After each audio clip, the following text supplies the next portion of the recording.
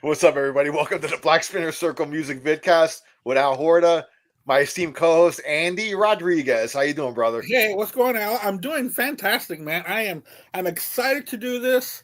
We really know how to celebrate November here at Black Spinner Circle. I tell you. You know me and my stupid boring month of the year. You know me and my stupid themes. But we know, but we do bring November to light, so this is fun.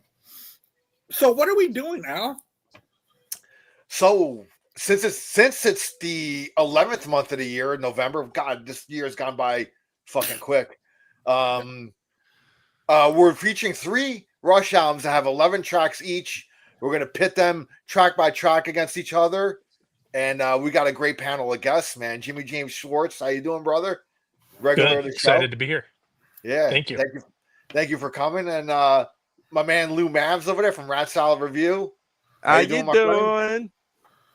Lou all right, man. Thanks for having me. Lou Mavs. Repping the Severed Angel tonight. Yeah, from Severed Angel as well. Severed Angel. Severed Angel. And from Redbeard Videos, my man Chris Elio. How you doing, bro? My dude. I'm good, man. I'm good. Hanging in there. Just laying in the weeds. Rocking the Kiss hoodie. Love it. Yeah, it's nice. I could have used that Kiss hoodie down here in Florida. It's fucking 40 degrees down here. Yeah, it was 31 here today, so we're good. This is the most like heavy ass fucking hoodie I've ever had too. It's wild, but it's awesome. Hotter than Hell Anniversary Edition. Pretty dope. That's why it's so favorite albums. It's hotter than hell. That's my favorite studio album. That's my favorite studio album. So there you go. That's why me and Chris get along so well. I also got this gem. I got this gem from the 50th anniversary, the Dress to Kill. I just got this the other day. Oh, Nice. Cool. Yeah, it's wow. dope. I'm a hoodie collector, so that's what I do. Oh, that's cool. Yeah. Did you get the box set or no? I got the vinyl, the single vinyl. Oh, okay. And a box set's a bit expensive, man, but This is what the Yeah, you can vinyl only looks get like. it- oh, cool. Oh, nice. Sweet. Oh, that's splatter. Very You can only get it on kissonline.com, I think. Yeah, they just released the Alive one too. I don't know what they're thinking. Like, what are they going to bankrupt all of us? Like, what are they doing? Dude, like Yeah. back to back. It's Yeah, it's crazy. I understand they put out 3 albums a year back in the day, but Jesus Christ. just in time to run you into debt at Christmas time.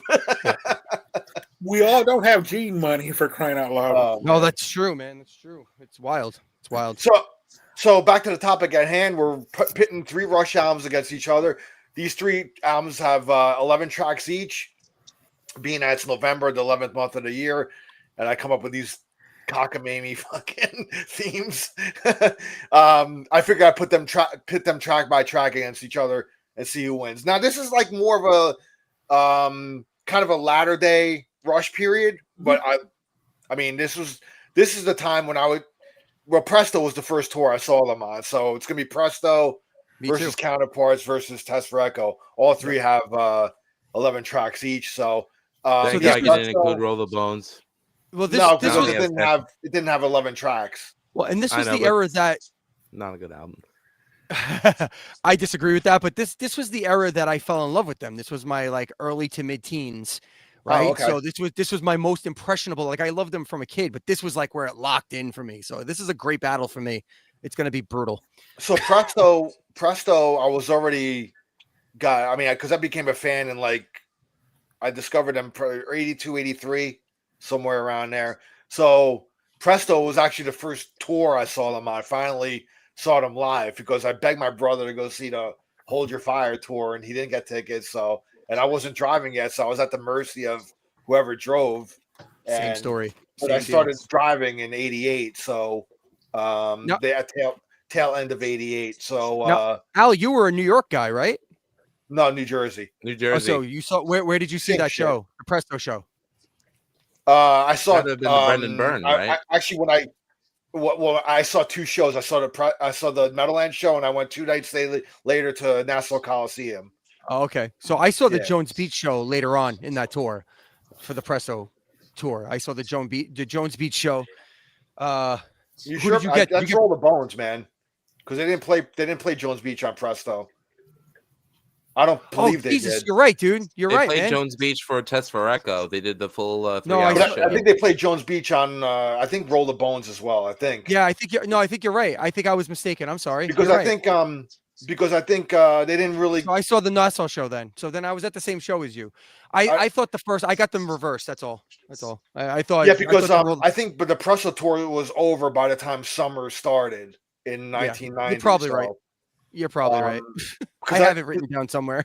Because it was March 8th and 10th when I saw them at Meadowlands and Nassau Coliseum back to back. I'm like, I was like, fuck it, dude. I'm going to 2 shows right off the bat. I'm not even fucking around, you know. Well, that's what I did for the Test for Echo tour. I went to like 9 of those shows. Like, Jones Beach, I went to the Test for Echo. I went up to Albany for that. I went to New Jersey for that. I went down to Maryland for that for Test for Echo. I was all over. Yeah. I was at Nassau Coliseum. I'm sorry. I got the 92 and 90 shows mixed up. That's all.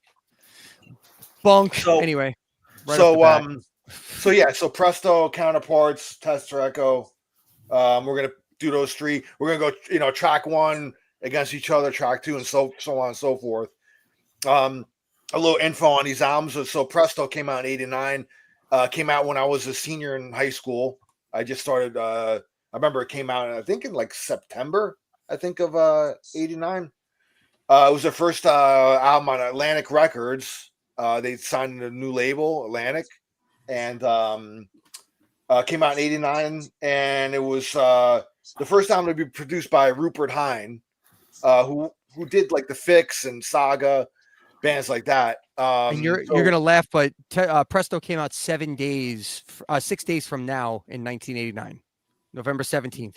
Okay, so November. Okay, so I'm, just wanted to update you there. You were close. Okay, thank you. No, because I know they didn't start the tour until '90, so I know it was late in the year in '89. So, produced by Rupert Hine, engineered by Stephen Taylor. Again, that's the first album on Atlantic Records. We're going to then they came out with Roll the Bones, but we're not doing that one. It's not 11 tracks. So jump to '93. They came out with Counterparts. I think that was also like late in '93. October.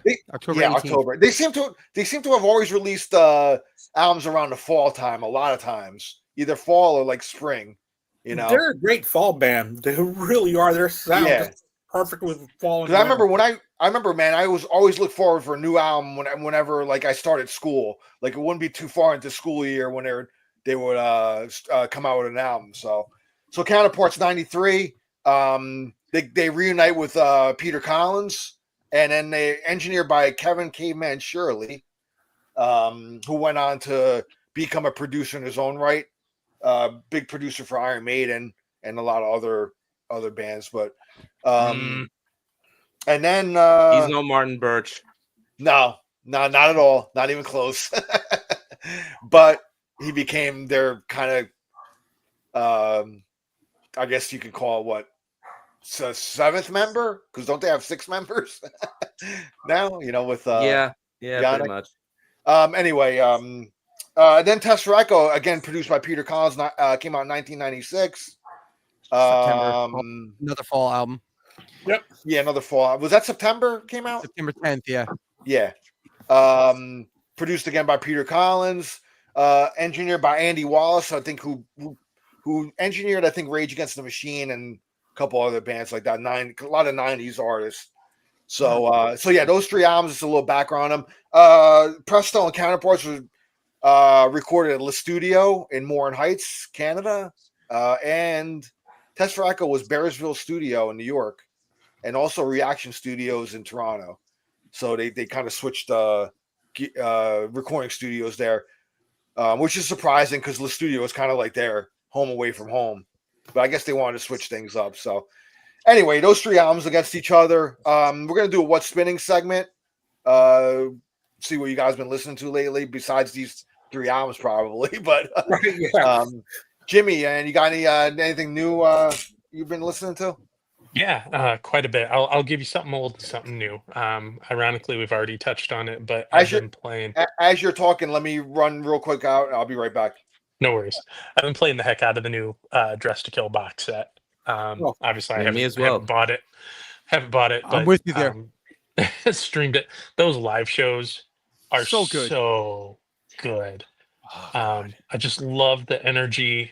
I can't say it's better than a live, but it's really cool to hear some of the unedited songs that they did. I think the show from Detroit may be the best version of Got to Choose I've heard. It's got a lot of energy, and it's like they had a little more pep in their step. And it's really weird to hear them open with Rock Bottom. So that's kind of wild. Yeah. But love that. And then the newer thing I've been listening to is a progressive metal band. I want to say they're either Norwegian or Sweden, by the name of Oukrust. Oh, nice.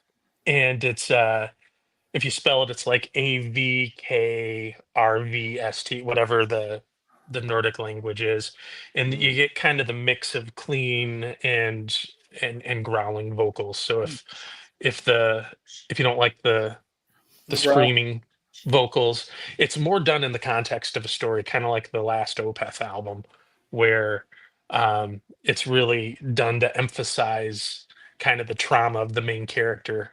And it is a bit of a concept album and just a really great band, and really been into they've got 2 albums out and both of them are really good. So yeah, Dress to Kill and Oukrust. Cool. What about you, Lou? Have you been listening to something, or did you buy something new lately? I haven't really had a chance to buy anything new, but I have been listening to a lot of stuff that I just added to my Apple Music, including what Jimmy said, the Dress to Kill 50th anniversary. Dress to Kill is actually one of my top 5 Kiss studio albums. Cool. You know, and the funny thing is, like, the songs are so brief, and they were pressed for time. I think they recorded the album in like 10 days, but from that album alone, we got She, Love Her All I Can. We got some of the best Kiss songs, I think. Getaway. Oh yes, Getaway's yes, great. Love that song. definitely. Good 8 song. And Yeah. and Rock Bottom, which Mhm. has one of the most beautiful acoustic interludes ever. And I actually really have been enjoying the demo of Burning Up with Fever. It's so much Yeah. better than what ended up on It's Gene's wild. album. It's wacky. It's wacky.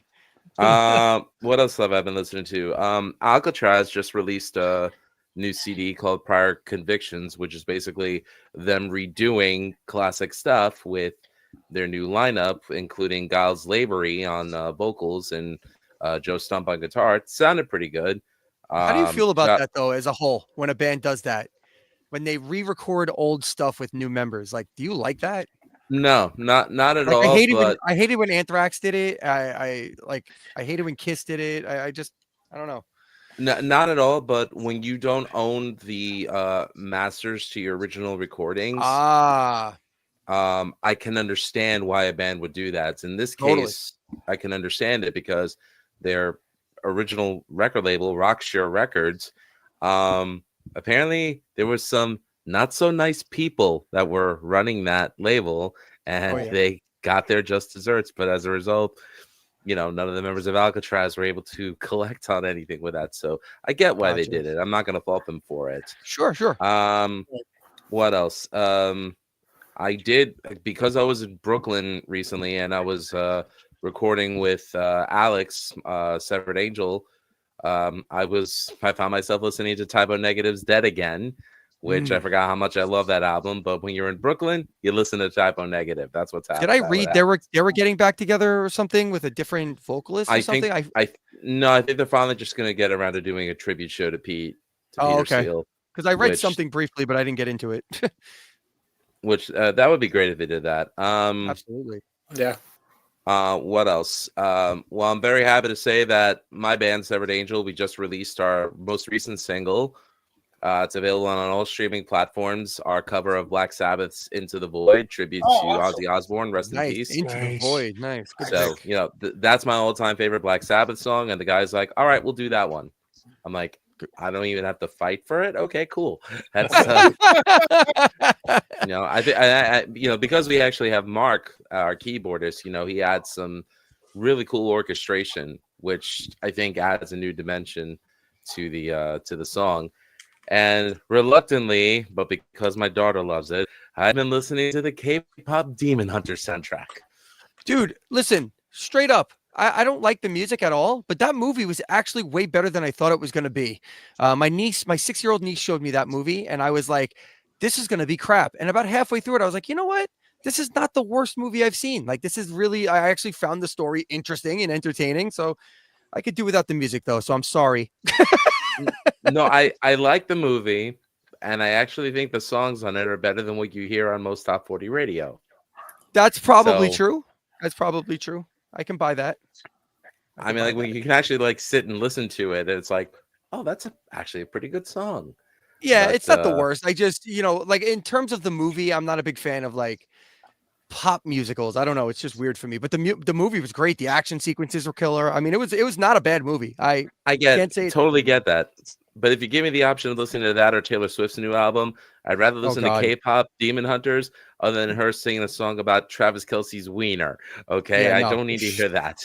Tay Swift fell off hard on this one, and she's feeling it. So there it goes. Yeah, moving along.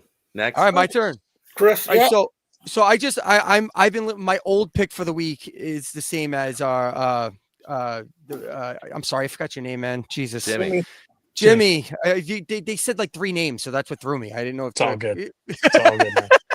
No worries. But yeah, I agree. I was surprised at how much I love the Cobo Hall, the raw feed. And the one thing I will say is that I never really thought much. Like I've always liked Peter Criss as a drummer, but like I never thought much of him as like anything other than he was a solid drummer for Kiss. I'm telling you, the stuff that you hear on that recording, he's incredible. So upfront. He's so much more upfront in the mix, and he's like a Ghost Note and a Tom master. Yes. Like it's insane. And then, like I've been listening to Kiss for almost 50 years now. Like I'm 49 years old. I've been listening like out of the womb, right? And like I was never blown away. And then I listened to that recording and I was like, holy crap. And I'm also surprised at how much the collective fan base loves and it now is open to admitting how much bullshit Alive One was. And after listening to this, you're like, oh, this is the energy they were talking about. I understand why they did what they did back in the day. But like, I don't know. I think with the realism of now of 2025, I think it plays better. I disagree with the initial thing where you're like, I don't think it's better than a live one. I actually think it is. I actually enjoy the new recording better than a live one. It brings more to me. So I wanted really to expand fresh on that. Right now. It's really fresh. It's awesome. It's awesome. And the timing of it. An interesting point of fact is that Eddie Kramer admitted Peter Criss was the one band member that he did not have to overdub in the studio. Oh, wow. For a live one. Well, yeah, he was always, in my opinion, he was always the most consistent vocalist in the band, without question. He always sounded the way he sounded. And that was that. And for better or for worse, either you love Peter or you don't. But I love his voice personally. Me too. The other thing I wanted to mention was you talked about the demos, and I often don't find a lot interesting about the demos, but that country little mistake, or it was called Mistake, I think it's called, or whatever. Mm-hmm. I think it was interesting to at least hear that. I don't think it was a good song, and I'm glad it never made an album, but I think it's cool to hear that a lot. Like when I heard like from the Creatures box set, Not for the Innocent, the way that they broke up the vocals in that song. I actually like 2 versions of that song now. So, and like the God of Thunder one, and yeah, there's always been interesting ones, but anyway, the only new thing that I want to throw out there is there's this band that I discovered this week called Gore, period. Gore, Gore.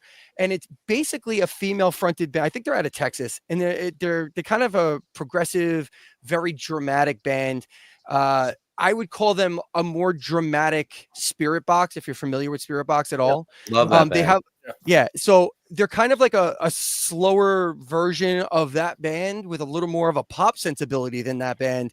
So they kind of go to more extremes than Spirit Box does in those regards. So I've been listening to that a lot. It's been killer. I've been actually very much enjoying that. So yeah, Chris, I'm sorry, but Chris, go ahead and share that in the Apple Messenger group. I will, absolutely. And then the other thing is that I've been listening to Protest the Hero nonstop for like the past 2 years. They've been one of my favorite bands forever, and I just can't get them out of my ears. So that's what's been spinning for me.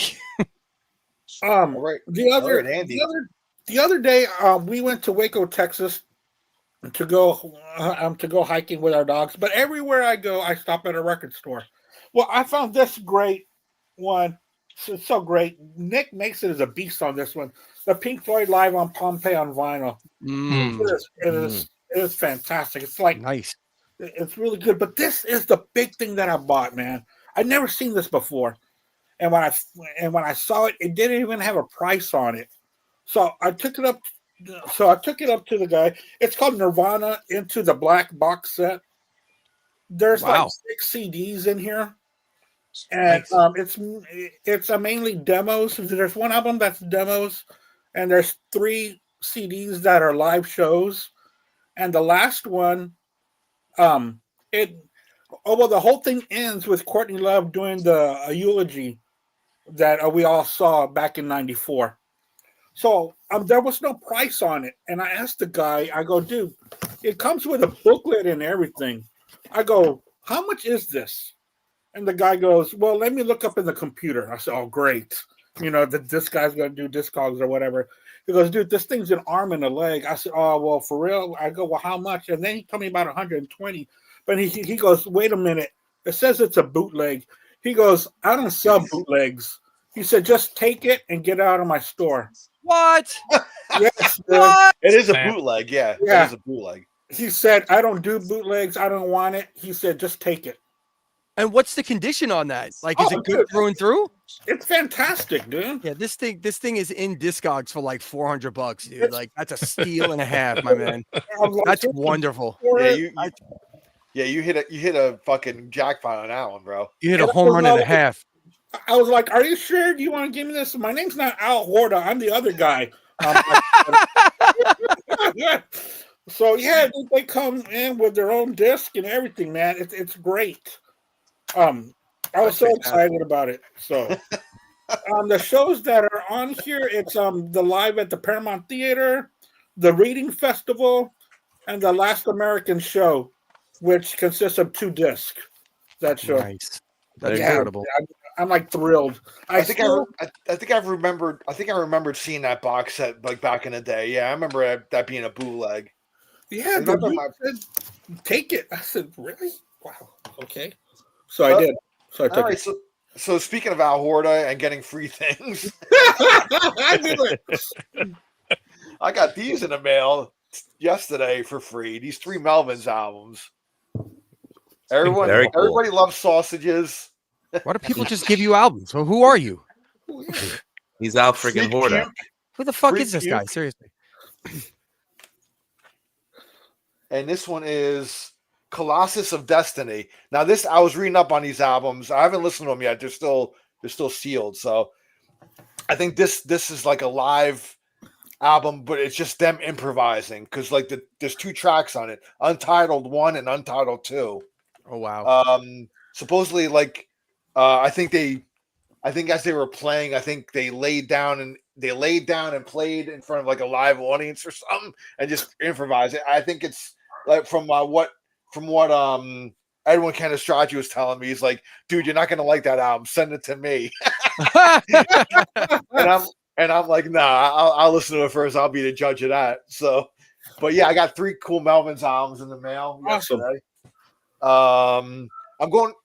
So Saturday I saw Carl Palmer's Emerson, Lake and Palmer tribute, which was great. If you're into ELP and never seen them before, it's worth it, man. Because he plays, and sometimes throughout the concert he has Keith Emerson and Greg Lake up on screens and piping them through and actually playing with them live.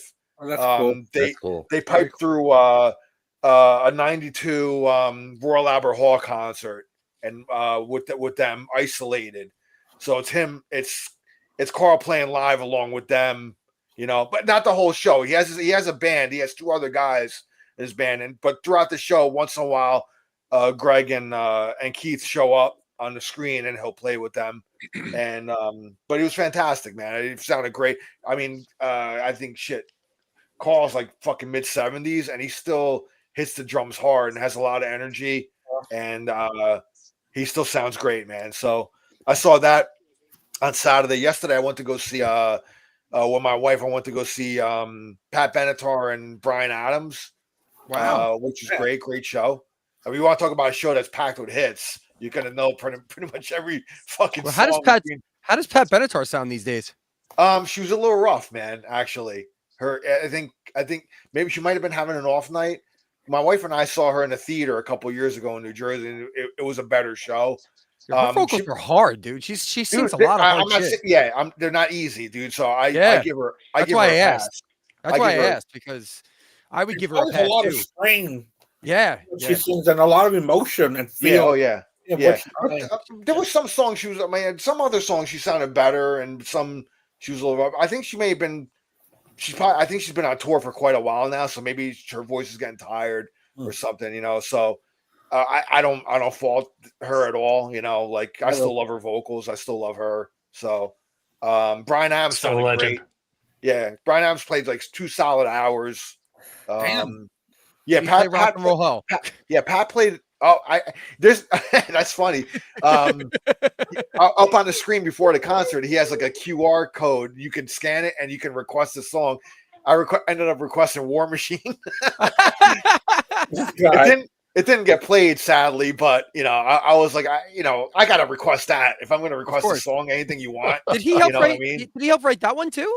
Yeah, he covered that I didn't know that. Oh wow! As War Machine, Rock and Roll Hell, and Down on Your Knees from Killers. No, I knew Down on Your Knees, and I knew the other two. I didn't know War Machine was one of his. Wow, that's interesting. Okay. As a matter of fact, last year he re-recorded those 2 songs. You can on YouTube, you can see Brian doing those songs himself. Down on Your Knees is one of my least favorite. He did couldn't get away with doing Down on Your Knees today. I hate that song so much, dude. And then this coming Sunday, I got tickets to see Guar. But Helmet is opening up, and I love Helmet, so I've been Helmet's dope. Kind of spinning some Helmet there. So I know one of the new members of Guar. It's a woman that I talk to all the time. Oh, really? Yeah, I've never seen him before, actually, but you know, I've seen Guar a long time ago. It felt like I stepped into a whole new dimension. It was yeah, I heard like you get shit splattered on you and all that stuff. So yeah, make sure you don't wear anything you want to keep the next day. Well, it's funny. You'll get a whole section of people that will wear all white so they can take a before and after photo. And go sober, because if you have a little extra with you, it's no fun. No fun at all. All right, man. So that's been what I've been listening to, or what I got, whatever. And so now we'll get to the topic at hand. Yeah. Before we do that, I think on our show we haven't really.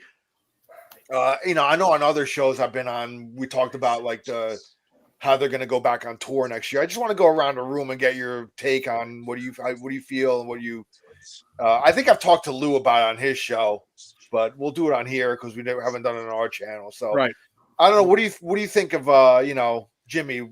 We'll go with Jimmy first, and then Lou, and then Chris. What do you think of them? Alex and Getty going out next year. And I have no problem with it at all. I think I don't think they would do anything to disrespect the legacy of Neil, of the band, of the music. I think everything is going to be done with the utmost love and respect. And, those guys have every right. They've earned it. They've spent their entire career being one of the bands that has the most integrity, and they never did the whole retirement tour. They just everybody kind of knew, and they just pieced out, you know what I mean? And it was always respectful, and I'm bummed the tickets are as much as they are, because I'd love to go. Closest one to me is going to be Madison Square Garden, and there's no way I can afford those tickets. Jimmy, just a word of advice: wait it out, brother.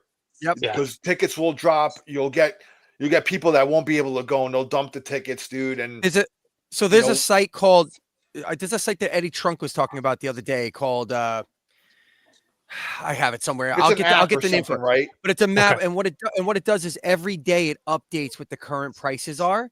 And Okay. the closer you get to shows, like he was talking about it, and he was saying, look, like this show in Vegas, and he was in Vegas. He's like, this show was selling for like $300 like 2 weeks ago, and now it's like 150, right? So Mhm. as you get closer to the shows, you might be able to, pick yourself up a deal just to get in the door. So I I recommend that appreciate highly. that. Yeah, I absolutely, appreciate dude. that because it's I think it's been called ticket prices or ticket event prices or something like that. It's okay ticketeventprices.com or something. because I'll look it up. I haven't seen them in 30 years. It's Oh, been wow. since the Counterparts tour that I've seen them, Wow. and it Okay. just It's called ticketdata.com. That's what it's called. ticketdata.com. Okay, Ticketdata.com. Yep. I will check it out. I appreciate that. But Yeah, yeah, man. all that to say, I Wait it think out, brother. You'll thank get you. in at a fraction of what they're asking for, man. Trust me. Okay, appreciate that. Yeah. But yeah, You gotta, I dude. think it's You got almost a year, bro. I that's mean, true. so Right now, the hype is high. Everybody's excited, and yeah. more shows have been added. So we'll see. But yeah, Well, I and it's think just it's going to be great. like I say, like I don't want to get political, but like with all things with capitalism, eventually it'll ruin the happiest of things, and that's just what sucks. Money always ruins the happiest of things, and that's really upsetting. But whatever, But it is what it is. patience is a virtue, man. Patience is, Patience is a virtue. Yeah. You got to be patient, bro. You'll find deals, man. Truth. Don't Awesome. jump the whole hype right now. And I'll get to it when you come around to me, Lou. You want to take it away? I'm really happy with the decision that they're going on tour because Annika is a more than capable drummer. Gender doesn't take into account when it comes to talent. She is an incredibly talented drummer, and she will do the drum throne proud.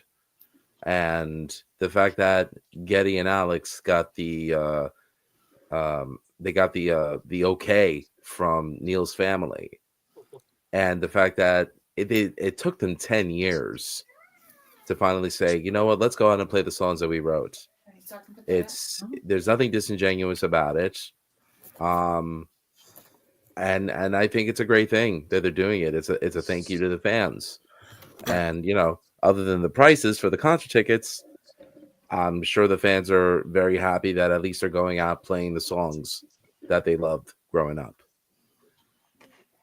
And Right, just cool. piggybacking off what Jimmy said before about how they did this the right way and whatever, and they've always had integrity. My initial response was no. I've always been saying I don't want this because I loved the idea that Rush had the untarnished legacy. They didn't do the gaudy, annoying, we're going on farewell tour. They didn't sound like crap ever. They've never sounded bad. They always were on top of it, always. And I was like, 10 years later, ooh, that's going to be rough. But then I heard about the new drummer and I was like, okay. And I went and looked at it and I watched her and I was like, she makes so much sense with this band. And then I hear Alex and Getty talk about her and the process that they went through of meeting her, getting to know her. When Getty said, we just wanted to make sure that she could get into Neil's headspace, I was like, they're doing this completely the right way, because the easy way to do this would have been to grab Mike Portnoy and go on tour. Like, let's Which be I'm real. glad they didn't. I am glad they didn't either. That would have sold tickets. But you would have had a mixed crowd. You would have had like Dream Theater fans. This is like, you're going to get the true Rush fans no matter what, because you're not bringing anybody, like you're not bringing a big name in. People know who Annika Nilsson is, but she wasn't a name per se. So, and she just fits. She'll just fit. I think their personality will fit. I love that they said they're going to do the tribute to Neil every night, which I'm sure. I also love that they said they're not going to, it sounds like they're not going to do anywhere near the same set every night, which is phenomenal to me. That is something they've never done. And I'm so excited about that, because I have tickets to 2 of the Madison Square Garden shows for that reason alone. Like, that was the only reason. I was like, I have to go see 2 of these shows so I can see what the difference is. I hope I'm not disappointed in that, but just listening to them talk about their process and how they're preparing, they've got 35 songs already. They're not going to do a full 3-hour show. They're going to do like a 2.5 hour show. It sounds like they're going to be switching songs quite a bit. So I'm looking forward to that. I think it's going to be cool. Awesome. Yeah, I'm not going to go to this. I saw them many a times, but still, I think it's great for fans, like big Rush fans, to go see them. And I don't see anything wrong with this. It's Geddy and Alex. I mean, they are Rush. It's not like it's Mitch Malloy doing Van Halen or anything like that. This is God. Or Gary Sharon goes out and does Van Halen. That is pretty funny, yeah, dude. yeah. Even Gary has the integrity not to do that shit, bro. Yeah. So Yeah, Mitch Malloy already did that. This is great. And with drummer, as y'all were saying, I didn't know all this, that they went through a long process to choose her because they care about the integrity of the band. They worked over 50 years to build what it is, and they're not going to do anything to tarnish it. They're not going to be some kind of carnival sideshow act. So they know what to do. And when they first came out with the news, knowing how Geddy and Alex treat Rush, I knew that they weren't going to do anything offhanded or anything to spoil what Rush is. Yeah, nothing about this feels like a cash grab except for the prices of the tickets, honestly. Except for the cash grabbers that aren't in the band. Yeah. Right, that's what I'm saying. Except for the management, probably, or whoever decides on ticket prices. That's the only ticket. That's the only cash grab about this that it feels like. That's the only thing. So. Yeah, I heard it was Mitch Malloy Enterprises. So we'll see. So we'll see about Mitch that. Malloy's Rush. Right. That's great. I gotta admit, man, when I first heard it, emotions ran high in my head. I was just in disbelief. I would never thought like I'd see the day where they were going to come back. And if they were going to come back, I didn't think they were going to call it Rush. But then I got to thinking, I let a week go by, think about it, process it, because in the beginning I was just like, I don't know, man. I don't know about this. I just don't know. I don't know if I want to go to it. I don't know, how I feel. Like I was on the thing where like with Neil not there, it's not fucking Rush, dude. I was just like, but then I let days go by, a week, sat on it, and I actually had a nice talk with my wife about it, and she was like, and she even understood. She was like, listen, I understand, like you grew up with them, and Neil was it's those three that are the three pieces that fit together that makes that band. The way you're taking the piece out, the two guys are going out on tour as Rush, and she was saying, listen, enough time has passed, enough. I think they grieved enough, for their friend.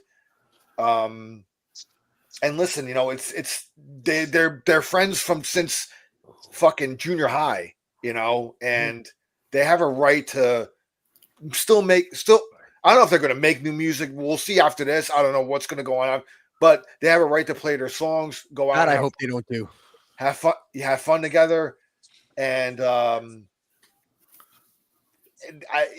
got to think. I'm like, yeah, they have the right to do that. And I thought of this too. I was like, you know what? They have the blessing from the Peart family, but I think the integrity lies here, where by calling it Rush, they actually can cut the Peart estate into the proceedings, into the where they get a cut of it. I mean, they could have easily called themselves Lee Lifeson and cut the Peart family out of whatever money they make. So I was thinking of it from that angle as well. Yeah, that's awesome. And that's fucking integrity, man. I think, and like Jimmy was saying, like they, in all the years, I've never been disappointed in Rush, man. Like growing up, listening to their music, going to see them, they've always delivered for me. Some albums I like more than others, but still, there's always something of value with every release that they ever put out for me.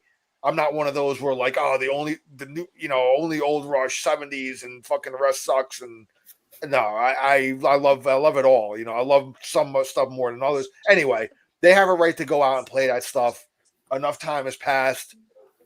And I think by bringing Annika in, and not to bring the gender thing in, but I think you know, they're bringing her in based on her talent, obviously. But I think the whole like having a woman is awesome, dude. I agree totally. I think it just it dissipates all the preconceived notions of like if you would have bought a Portnoy, it would have been a big mistake. Yes. Yeah, Danny Carey, I love him. I love whoever else you could throw into the mix. You know, I think by bringing a kind of someone who's not a household name is smart on their part. And, you know, I think, and listen, they're not stupid. They've probably been rehearsing with her for months already to see how the chemistry is. And the fact that they announced the tour with her, they already know the chemistry is there and that she fits the bill. So they're not going to announce it. They're not going to announce, oh, we're bringing her in. Now we're going to go rehearse. They didn't do that. You know, there was a video with a discussion with Alex and Getty in, I think it was Getty's studio when they were like first announcing this. And Getty went as far as to say, like, when they were doing those shows where they played with Danny Carey, he gave him all the props and said, Danny Carey, phenomenal drummer, but it didn't work with us the right way. Like, he's like, it was great playing with those guys, but he didn't have the right mindset. Now, of course, Danny Carey probably learned the song real fast and jumped right in and did whatever, right? But like, they said they've been rehearsing with her for months. Like, they've been playing with her for months. Wow. Mm-hmm. Yeah, Getty's bass tech apparently brought her to him because he was bass teching for Jeff Beck, and she played with Jeff Beck on like his last tour. Yeah. And he kept talking to Getty about this drummer. He just kept saying, hey, listen, this is drummer. And then finally, like, Getty and Alex were putzing around in their basement doing whatever, getting together and listening to this music. And they were like, let's do it. Let's bring this woman in, see what she does. And I guess it's all history from there. So that's a great springboard for anyone. I think she's in her mid-40s. To be a member of 40s. To be a member of Jeff Beck's band. I mean, you know, Tal Wickenfield, Vinny Colaiuta, you know, the list goes on and on. However, you can make the joke and say this will be the first time ever a woman's going to be at a Rush concert and she'll be behind the kid. That's already been made. That joke's been done to death. So. I brought my wife to concerts since like 2002, so there's been females. Anna Canillas is 42 years old. Okay. But she's coming from the jazz fusion world as well, and she's a professional jazz fusion drummer. You don't get in that world unless you have serious chops. Yeah, she's a monster. She's a monster. Watch any of her videos. She's a fucking beast. She would have worked perfectly on these 3 albums. Mm-hmm. What I'm just curious about is, are they going to do the drum solo with her, or are they going to have her play one of Neil's drum solo? Like, there's so many questions. I have so many questions. I don't think they're going to do where she's going to mimic Neil. I think maybe she would go back.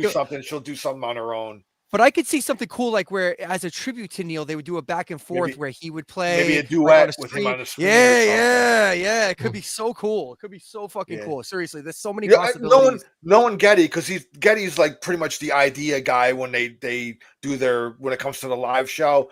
Mm-hmm. Knowing him, he's gonna think of something cool. So yeah, I'm so. He's like, I need rotisserie chickens back here.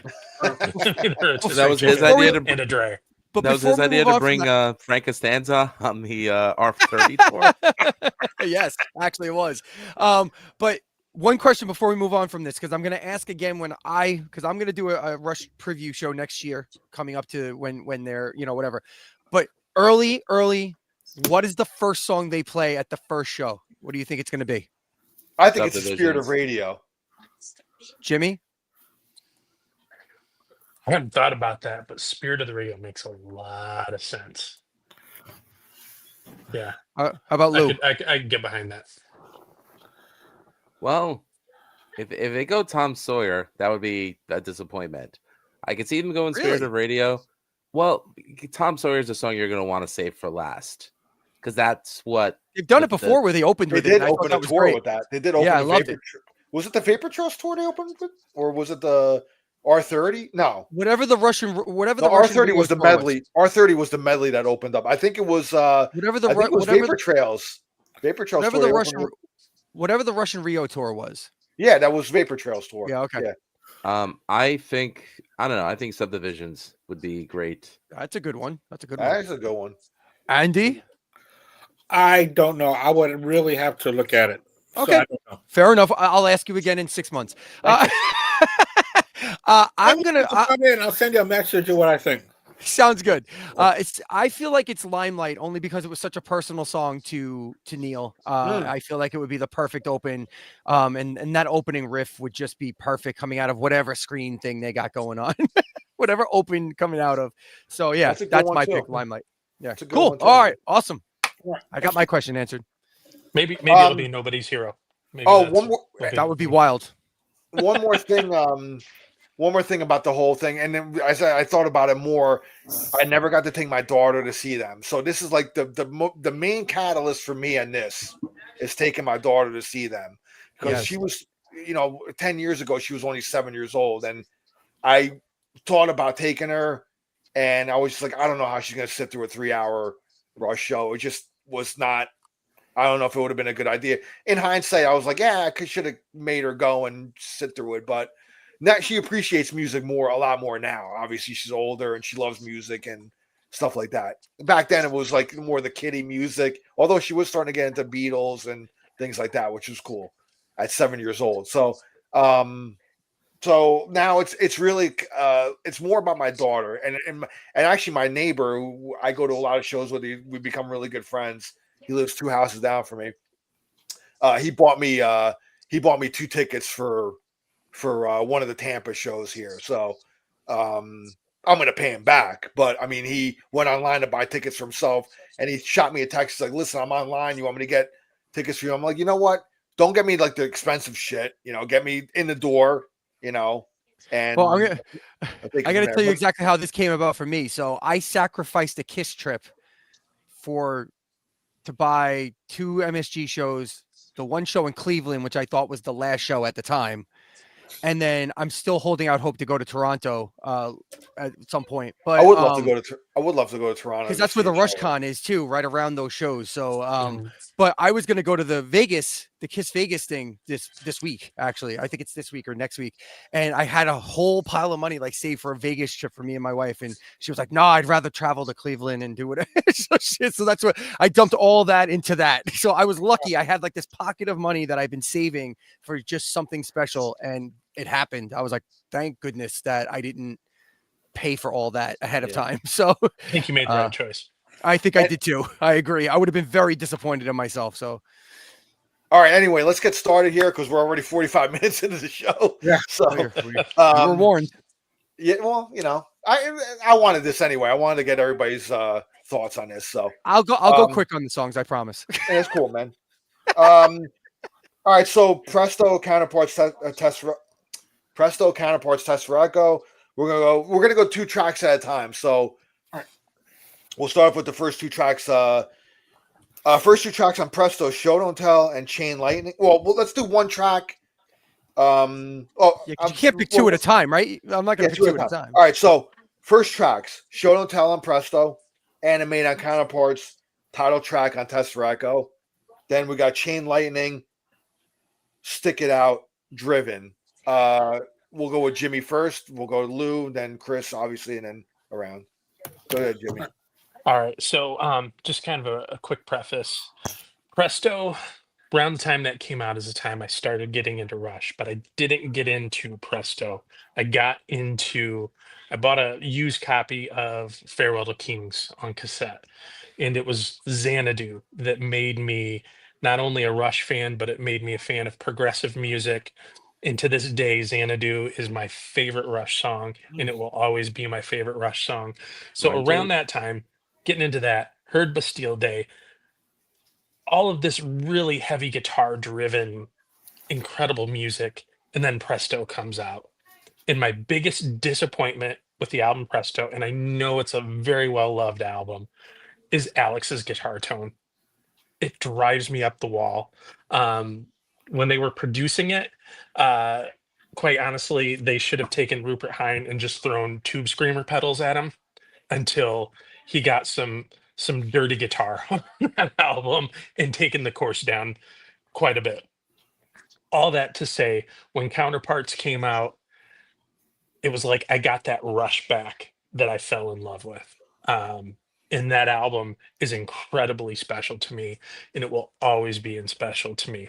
Having said all of that, I'm going to go first track, I think Show Don't Tell is the best song on the album, and it's the best song of the three. So I will give that to Show Don't Tell. Second track, I gotta go Stick It Out. It's so heavy, so groovy, so rocking.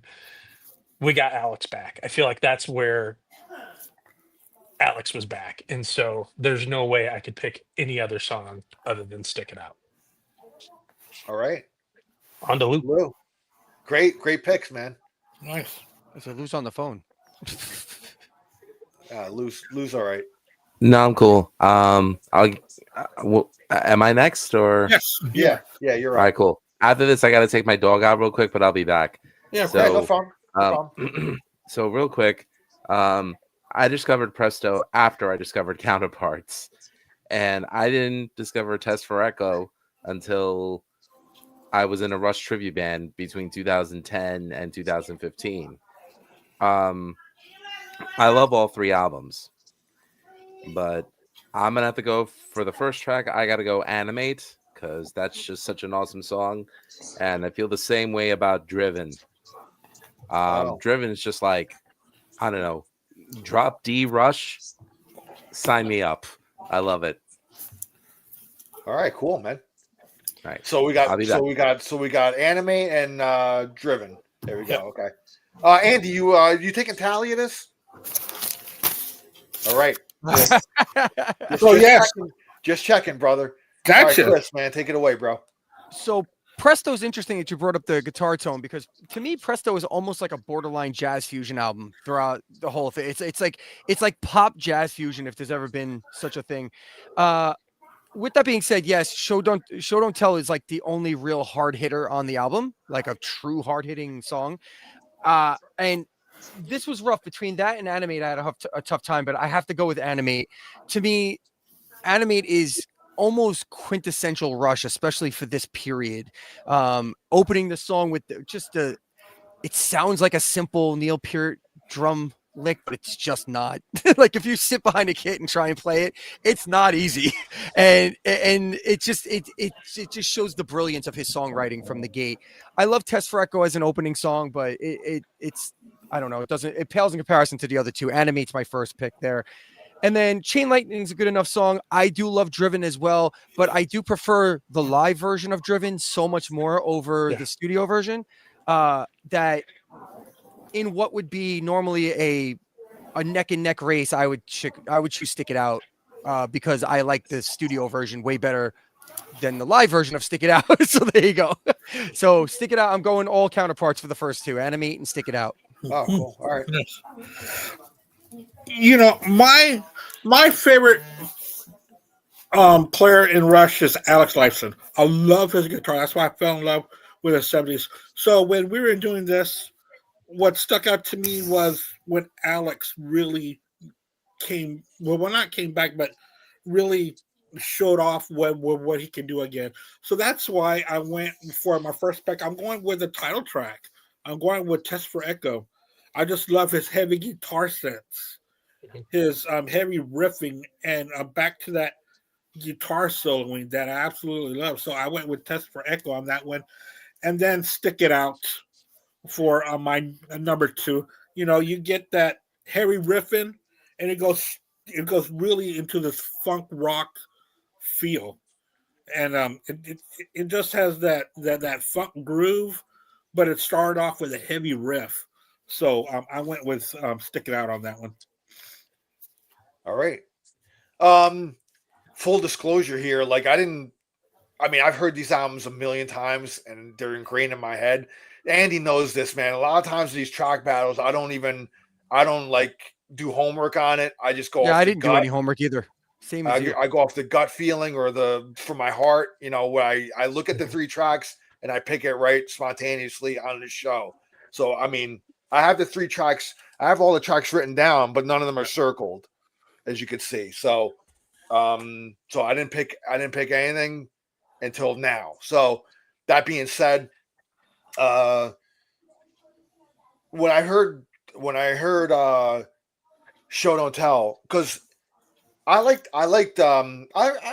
really love Power Windows. I was a little let down when Hold Your Fire came out. I was like, it's a little too Rush light for me, man. You know, like, but as I'm older now, I enjoy the album a lot more.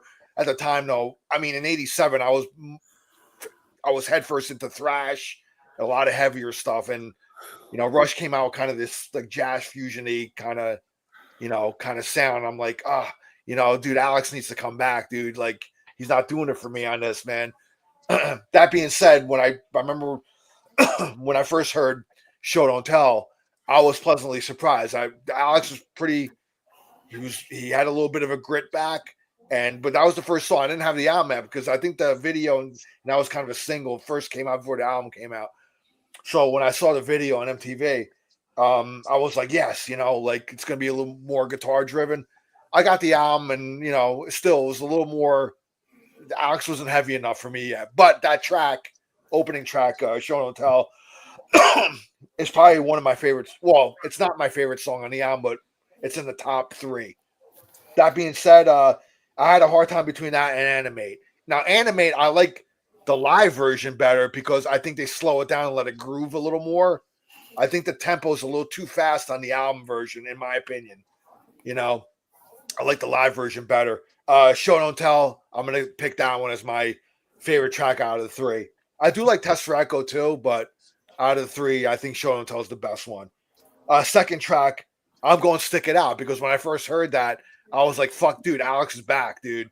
This is how I want to hear Alex, dude." That was the first single too, with some heft. He had some heft in his playing again, and he had some distortion. I'm like, yeah, and I love out of the 3 albums. To me, Counterparts is my favorite produced album out of the 3 of them. I love what Kevin K-Man Shirley came out and he told Alex no effects, none of that shit. Just plug straight in and go for it, And Alex argued with him in that documentary. He argues, but he got Alex to kind of strip away a lot of the gloss, from his effects, from his recording. Anyway, he changed his live rig for that tour too. Yeah, he brought Marshalls back. It was great, man. His back line was fucking Marshalls again. It was awesome, dude. And it was all live, it wasn't.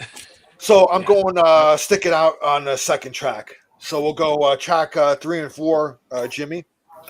Awesome. So track 3, I'm going to keep it rolling with Counterparts and go with Cut to the Chase. Ooh, I think that's Stick It Out, Cut to the Chase is a really good 1-2. That whole can't stop moving, just really hits you. And then for the 4th track, I'm going with Test for Echo and The Color of Right. I think it's a incredible lyricism by Neil. I think he's kind of taken, almost ironically, it's paired up against Nobody's Hero on Counterparts, which obviously is very socially conscious, and I think it's well written. I just think that The Color of Right is probably a better Rush song, and I think it comes together a little bit better. So I'm going to go with The Color of Right. Cool. All right, man. Blue. All right, my number 3, I'm going to pick my first off of Presto, which is by the way, guys, say hello to Aloysius. Hey, Aloysius. What up, Al? My best friend in the whole world. Love you, buddy. The poor dog has cancer, but he's living with it, not dying from it. It's Shih Tzu, right? Yes. My dog Oscar had cancer as well, and we started taking him for chemo, and he lived for another 3 years. He lived until he was 15 with chemo. Well, I took him every 2 months to go get his blood rates, his white cells and blood cells counted. Well, he had it back in August of 2022. Okay. January was cleared, but we found out March that it came back. However, he's living with it, not dying from it, because we've been giving him medicine to help him, and he's still got his disposition, still has his appetite, and he's great. So, ain't giving up on him. Good to hear, brother. Yep, we gave him medicine and everything too. Yeah, great dog. Hey, dogs are family. Yes, absolutely. So I'm gonna pick The Pass because, when I heard the song, I was like 13, And you know, when you're a teenager and you're misunderstood, and you sometimes have those, you know, feelings where you're on the edge, you hear a song like this to bring you back.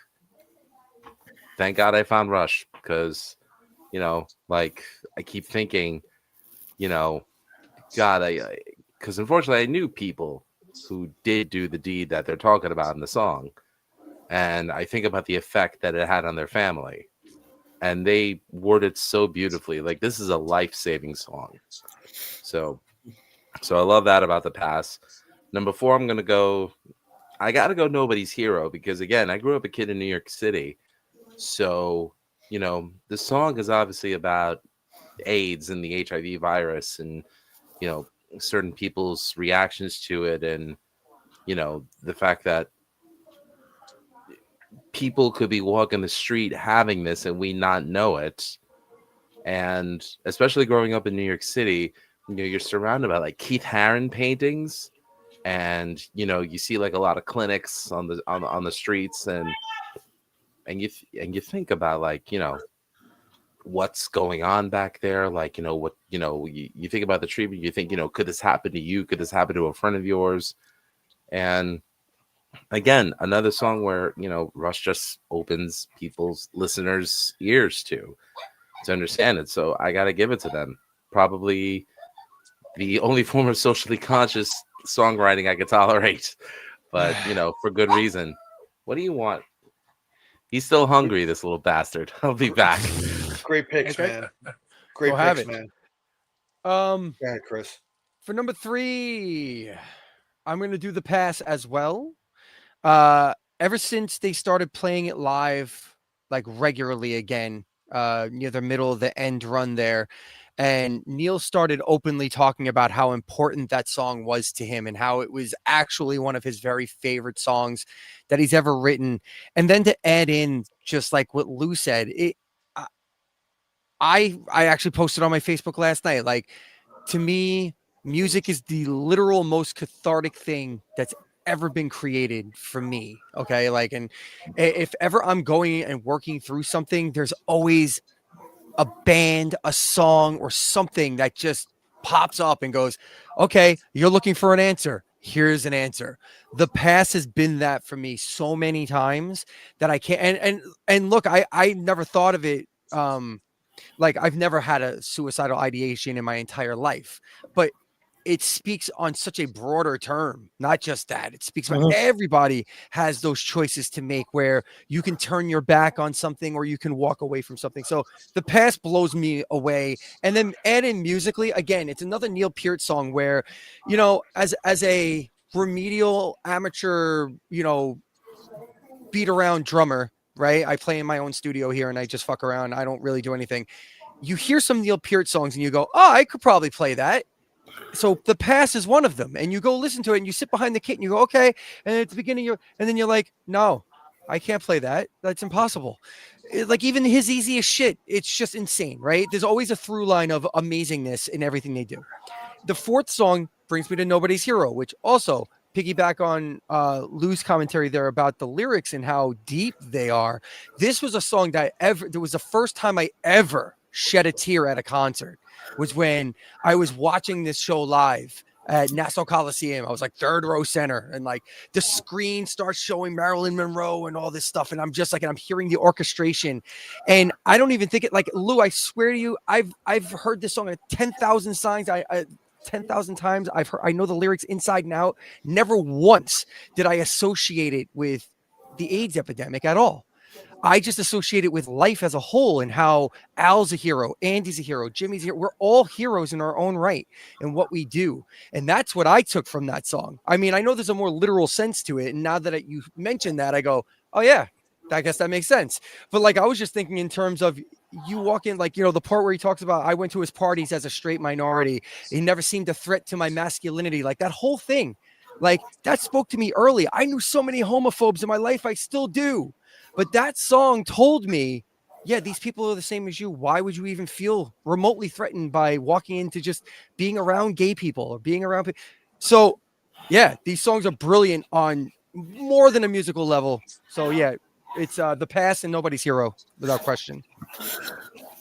Great Yeah, pick. I'm gonna echo the two of y'all. My number 3 is going to be The Pass. Um, that song just tells you, all of us, no matter where we are in life right now, we've all gone through the gutter. We've all gone through this downtime where we didn't know where our lives were going to be or if our lives were going to be something. But if we keep on fighting, keep on striving, you'll get what you deserve. So that's why I put The Past there. And number 4, I'm going to go just the same with Nobody's Hero. I like the. I was just telling Jimmy right before all this started was that what I like about the writing by Neil on these albums, especially Counterparts, is the it's like the study into relations, into human relations with other people. Because in the 70s, you had sci-fi. In the 80s, you had whatever they were singing about. But when they got into the 90s, they started to sing more about human relations. And that really gravitated towards me. The writing on these 3 albums, especially Counterpart and Test for Echo, is very strong because everybody can relate to what they're talking about. Sometimes with earlier Rush, like 70s or 80s, I'm more like, I don't know what the hell they're talking about, but it sounds great. But this, they're talking to us, and it's fantastic.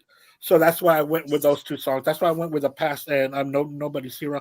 I like the way on Everybody's Hero that each verse talks about a different kind of hero, just like Chris was saying. We're all heroes in our own world, to our own families, to our own co-workers. In some way, we are a hero to somebody.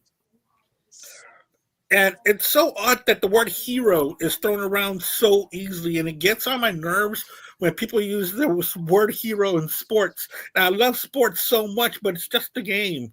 It's got nothing to do with heroism, with changing someone's life or someone to look up to for your life. So that's why I went with a Nobody's Hero, because we all have someone in our life that we look up to. Might be a friend, it might be our parents or a sibling or a cousin of some kind. So yeah, I, I will stop. I will stop rambling. I will stop, Chris. No, it's all I will great. stop Australia. It's all great. Stop, stop Chrisologging. Yeah, It's all great stuff, man. You said, bro. Absolutely. Looking at the third tracks here, I do love Cut to the Chase. That Alex solo is fire, man. One of the fucking most fluid, like, solos he's ever done, in my opinion. Fast. And that riff. Oh, Yes. yeah. But I mean, I got to go to Past because that song is so personal to me because I went through that. I went almost, I was at a point in my life where, like, I was at a very low point and I thought about it and I almost went through with it. And this was in the early 90s and, I felt like I had nobody in my life. So, and, I had the, not to get too personal, but I had the gun loaded and everything, man. So, but, I put this song on and I don't know, man. It's just this whole wave of emotion just washed over me, man, with the lyrics and not even just the lyrics, man, just the way the music goes with the lyrics. Alex's solo, it sounds like he's crying. The solo is just so emotional. He's so brilliant. It's so brilliant, man. And just, then I thought about him like, you know what, man, things will get better, man. It's just a temporary thing you're going through. So, but I've known people. I've known, yeah, dude. I've known people who went through with it, man. And I miss those people a lot, and I always ask myself, why'd you do it, man? Why didn't you say something? And, people are scared, man. I was scared to say anything, so, well, if there's anybody listening out there or watching this, just know that there's, shit, you can reach out to one of us. I don't even care, man. Honestly. Just talk to somebody. Just talk to somebody. Like, not everybody's so lucky to hear a song to make us just switch out of it. So, like, if you hear a song and you start to have those thoughts, man, just reach out to somebody. Anybody. It doesn't matter. Yeah. So, yeah. That's So- and that's a sick story, Al, and I'm glad you're here, dude. Yeah, Oh, thank you, Glad man. you had that song. We man. love you, Al. Thank you, man. yeah, Thank man. You mean Yeah. the world to us every single day. We. Oh, I wouldn't go that far. Mean the world to me. Jesus Christ. Nah, Well, Sorry, I listen, had to bring the levity. I had to bring levity. Listen, I No, let it go. Nothing means more to but this it's dog great. in the Like world than when you pay the I cheese met tax. I met so many great people like with this whole, online podcast and thing and everything. I'm so fortunate that all you guys are awesome, dude. But I mean, I'm way past. I'm happy. Yeah. I'm a happy camper in my life Oh now. yeah, Yeah, I could You tell. know, I got a great family and shit, man. Things are going great, dude. You get free Awesome. shit every day. I get free shit every day. Not every day, but bro, you're Al Every other fucking day. Horta. What are you kidding me? going to the fourth track. Yeah, looking through all these, I got to go Nobody's Hero as well. I do love color. I do love Color of Right. I do love that song. But Nobody's Hero spoke to me a lot more. Yeah, I mean, as far as heroes go, I was, like Andy said, people throw out that word like, yeah. Too To easily. me, my hero is my parents, man. Those are my two heroes. They're some of the best parents I could have ever had. And they're still here with me, thankfully. And they're getting up there in age, but thankfully they're still here and they're doing well. And they're my ultimate heroes. I know I throw out I know Eddie Van Halen's my hero and all my musical hero and all that, but really my parents are my hero. And then I look at my daughter and I love her and and my family, my wife. I have a great wife and I couldn't be happier. So anyway, Nobody's Hero. That song could be about the regular person that's a hero that goes unnoticed, man. Yeah. To me, that's how I interpret it. Everybody always looks like to celebrities and all these people in the media as like heroes, but dude, nobody ever talks about that EMT worker that gave CPR to somebody and saved somebody's life or things like that. There's everyday heroes like that, man, that just they go unnoticed. And I get that interpretation of that song as that, you know what I mean? So I always thought War Paint was like the closest Rush came to like a hair metal song, kind of with the gang chorus and like, I mean, Superconductor gives me that vibe too boy sometimes, and all too. that stuff, man. What's that? Superconductor gives me that vibe sometimes too. Yeah. So I remember seeing War Paint in concert. It was cool, but like, I can't pick that as my favorite out of the three here. So anyway, the past and Nobody's Hero. Jimmy, take the next two, my friend. All right, so I'm gonna keep with the Test for Echo theme I got going here, and I'm gonna go with Time and Motion. Good heavy riff from Alex. Yeah, great song, man. Can't go wrong there. And I think I'm gonna go with Alien Shore for the next track. And sex is not a competition. So Great song. Odd though. I love that Very song. odd. it's very odd, but Yeah. but it's a great song. So Time and Motion and Alien Shore. Okay, cool. Yeah. Lou. Yeah, I never thought I would have gotten myself. What's getting- Aloysius' pick there? Oh, Aloysius picks the cheese because you always got to pay the cheese tax. Right. You tell him your two favorites. I tell you what, every time, It's a he, right? Yeah. He's licking his lips. Last I checked. Yeah. every time I open up a cheese wrapper, my dog comes sliding in.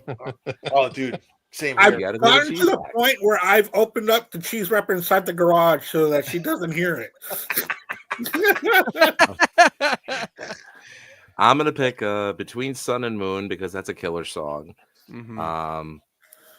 I was so close to picking Alien Shore, but I love the song Presto. As hokey as it is, I don't care. It still speaks to the 13-year-old that heard that song the first time, and I was like, wow, I'm happy.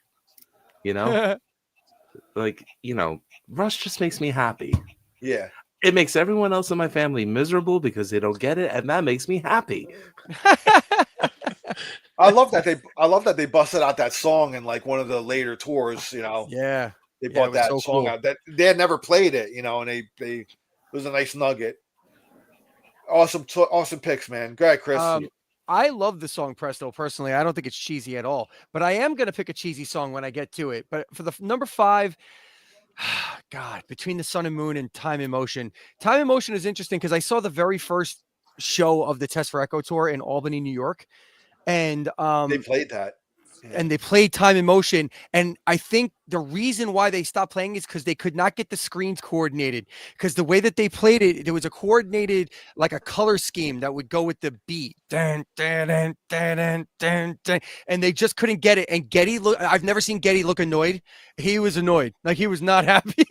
I think they played it like 2 or 3 shows and dropped it, right? Yeah. Yep. And that was the only. Hey, you think you're getting annoyed.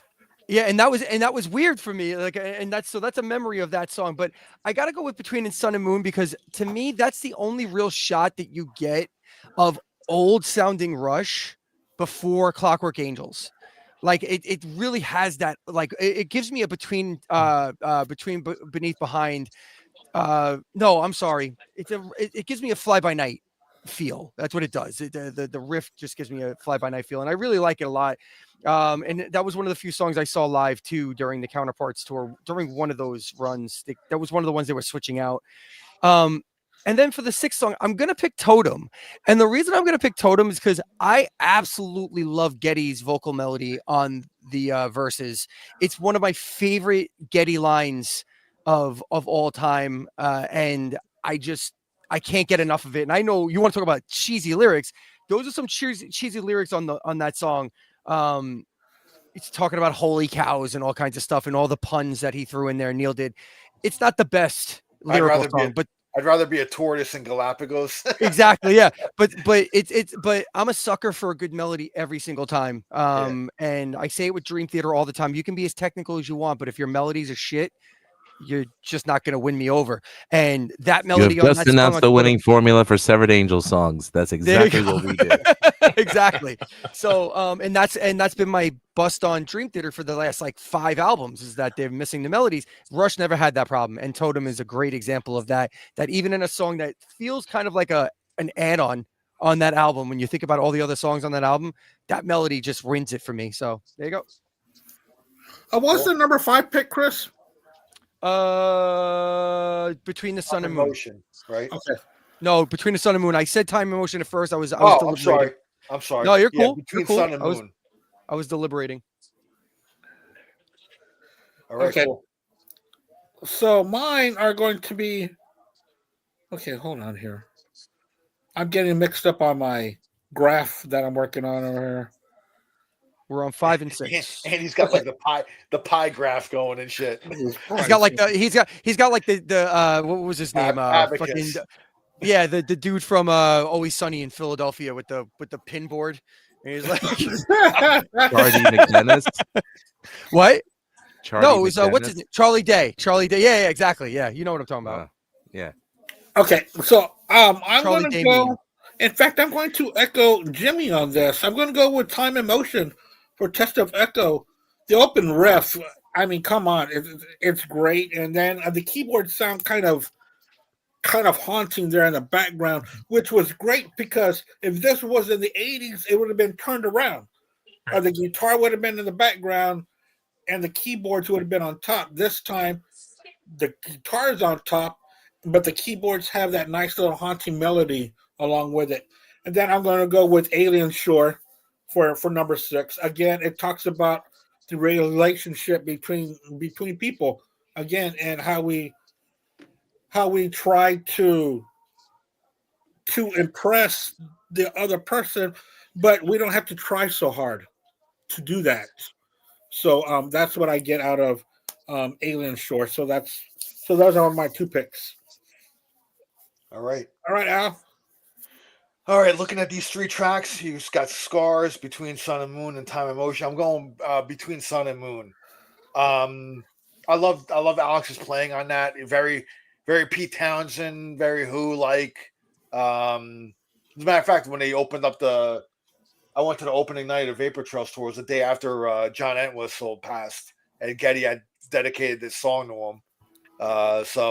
That's interesting. Yeah. It was the Hartford show of Vapor Trails. I went to the opening night. Me and a couple of my friends drove up there, and we were like, we got to go to opening night after 5 years, and and it was a very emotional show, man. Having Neil back and having Rush back.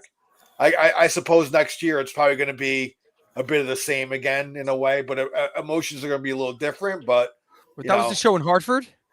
Yes, first show. that's dope. That's cool, man. Yeah, I remember yeah, it was watching the day that. after. Yeah, John Entwistle died the night before, so Getty actually dedicated Between Sun and Moon to him. So I'm going with that one, and I'm sticking with Counterparts. I love this album, man. Alien Shore, dude. I love this song, man. I do like Presto and I like Totem, but not in the level of Alien Shore. I love Alien Shore. I love Getty singing on that. It's kind of I don't know, like it's a little haunting too, like during like the verses, like I like the production of his voice on Counterparts. His voice is very kind of upfront, which is cool. So yeah, I'm going with Between Sun and Moon and Alien Shore, Counterparts all the way on these. So all right, next two, Jimmy. Right on.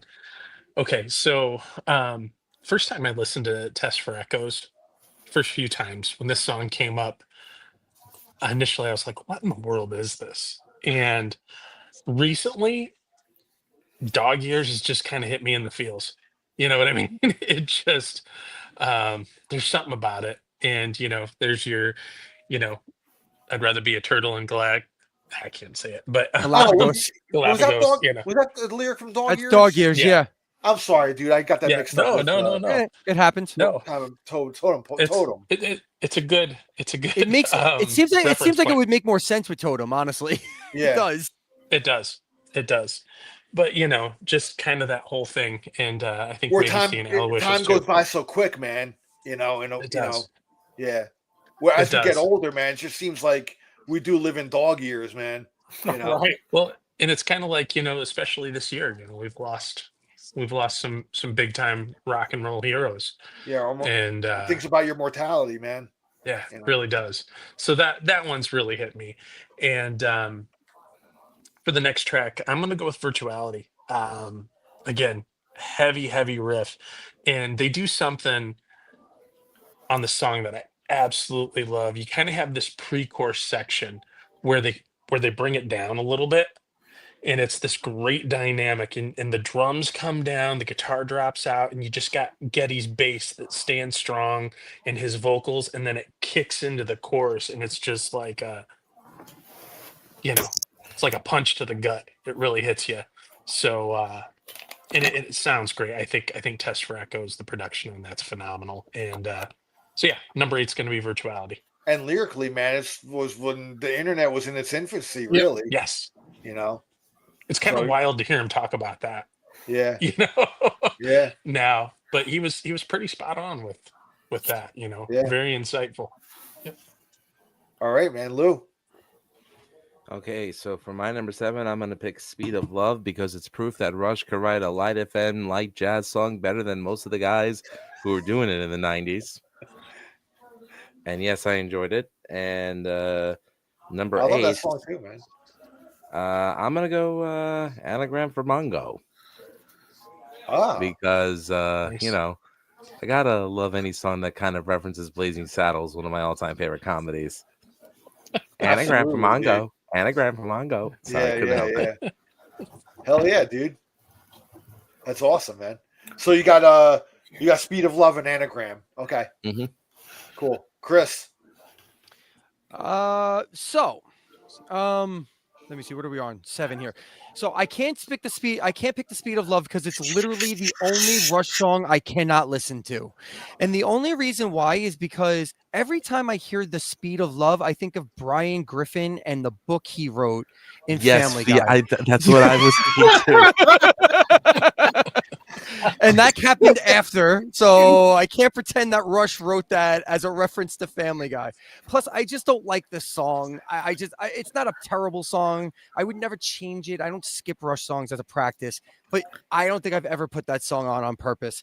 Out of those, and Superconductor is, I don't know. I like the song, but Dog Years is like, it's the only shot of Rush being a punk band you're ever going to hear. That riff at the open is like just it's punk, so yeah. it goes so hard. And then again, like this was one of those albums that I feel like Getty was on it with the vocal melodies. This was another one where I love the vocal melody in the verses on this one a lot. And then for number 8, God, I got to go with Double Agent. That song is so heavy, so dark. The live presentation of it is one of my favorite things I've ever seen in my life. And that was one of the, it was like, I know I've been to over 700 shows now. And I think the first Counterpart show might've been in my first 10, like one of my first 10 shows ever. And it stuck with me from that point forward. Yeah, Double Agent is tremendous song. Just as tremendous, heavy, and it's dark, and it's just so good. So yeah, Double Agent, Dog Ears, and Double Agent. Cool, man. All right, Andy. Hold on. He's tallying. I am. And Double Agent. Okay. I gotta add all this. Okay. I am gonna go with. Where are we? I'm going to go with Presto Superconductor. And the only reason I went with Superconductor was kind of, I didn't like the other 2 songs. So I didn't even write on this. I just went, I'm just going to do Superconductor. But number 8, I am going to go with this Virtuality. I love that song so much. And they talk about, I mean, was this written in 1996 or in 2020? Because this is how we all met. Was through a modem, through a computer. That's how we are on. That's why we're here today talking about the song right now. It's because of what the song talks about, and it's crazy how they foretold or not foretold, but because it was the beginning of the internet. But who knew how far it was actually going to go? And now it's kind of gone a little bit too far, but So, yeah, that's what I'm going to go with for my number 8. Yeah. All right. All right. Superconductor, Speed of Love, or Dog Ears? What am I going with here? Super Dog Love.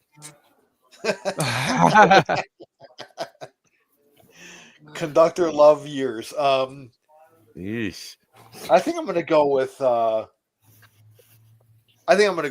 Ears on this one. Yeah, like now that I'm older, I feel like just 7 years feels like one, man. Like 7 years pass like in a blink of an eye. Like, I mean, I remember my daughter is almost 18. She'll be 18 next year. And I'm like, dude, what the fuck just happened like the last decade? You know what I mean? Like, holy shit, you know? So the song is kind of aged a little better with me, I guess, than the other 2 songs. Superconductor, I love the riff on that. It's just, I don't know. It goes into, it gets a little cheesy for me though. You know, it would have been better. I mean, if that song had the Counterparts fucking production to it, then it would have been a different story. Or if it was like a minute shorter, because it goes on. It goes on a bit. It does go on, yeah.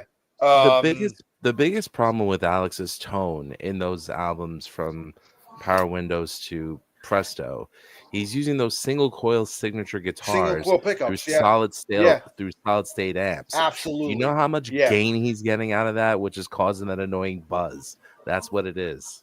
Yeah. Yeah. And he said that he went with that so he could cut through the keyboards, you know. So he should have stuck with the Henter Sportscaster. Yeah, right. So Dog Ears, and then I'm gonna agree with Chris. I'm gonna go with Double Agent.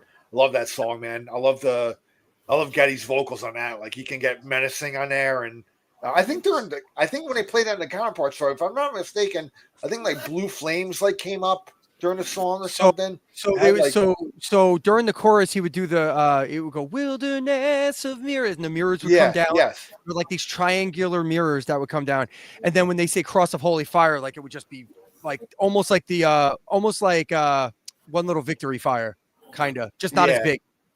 Pyro, that was and then the stuff in the screens and all it was like it was like an eye. It was really dark, just super dark. Such a great I love that Counterparts tour, man. It was so great, good, man. So good. That's a top 5 show. So yeah, I'm going Double Agent on that one, man. So I mean, watching Dog Candlebox Double Agent for me. watching Candlebox get maliciously booed off stage at Nassau Coliseum was something to behold. I got to tell you, I've never I seen saw that such a show thing at in my Madison life. Square Garden. Oh, so bad. I felt so bad because like Candlebox was huge at the time. Like they had just broken big, like Far Behind had just broken big. And I was like, I like this band. I was a teenager. I like this band. And I'm in third row and there's fucking Rush fans. Like, get off the fucking stage. I was like, what is happening here? It was See, I had wild. Primus. I saw him in Chicago, and Primus opened the Counterparts tour there. And Oh, really? Oh, they, wow. I know I yeah. saw Primus with them for Roll the Bones. Oh, Okay. no. Yeah. Roll the Bones. No, Presto. No, Primus Roll was the Presto. Bones. Okay, Mr. Big was Presto? Mr. Big was Presto, yes. Yeah, these were like two of my I first saw shows Mr. Big ever, on Roll so- the Bones. But Yeah, that's what I saw. I saw Mr. Big and Primus. I just get them mixed up all the time. Let's continue. But Primus did open some dates on the Counterparts tour, too. Yeah, I didn't know that. so- I wish I would have saw Primus. I mean, I like Candlebox, but I Oh, I would have rather seen Primus. yeah, me too. 100 times out of 100. Well, yes. I did see Primus on the Roll the Bones tour, open for Rush. So, because I did go out to Nassau Coliseum as well. I saw that Yeah, show. I've seen them a few times. But the first time I saw Primus is when they opened for Rush. So Yeah. All right, man. So we got what? Jimmy, right? we're up to Yeah, I 9 think so. 10. We're up to 9 Yep, and 10. 9 and 10. Yes. All right, I got to have at least one instrumental, so I'm going to go leave that thing alone. I think Alex's melody is pretty cool. He always brings in something different melodically when they do instrumental. You know, he always gets some cool modal thing going on that's just not your typical pentatonic noodling. He always brings something unique, and he definitely does that. And then number 10, I'm sticking with Counterparts, and I'm going Cold Fire. It starts off with so much attitude, comes down, and it brings it in. I think that Cold Fire might have the most attitude on the album, and it's to this day one of my favorite tracks. So leave that thing alone and Cold Fire. Yeah, Counterparts. All right, Lou.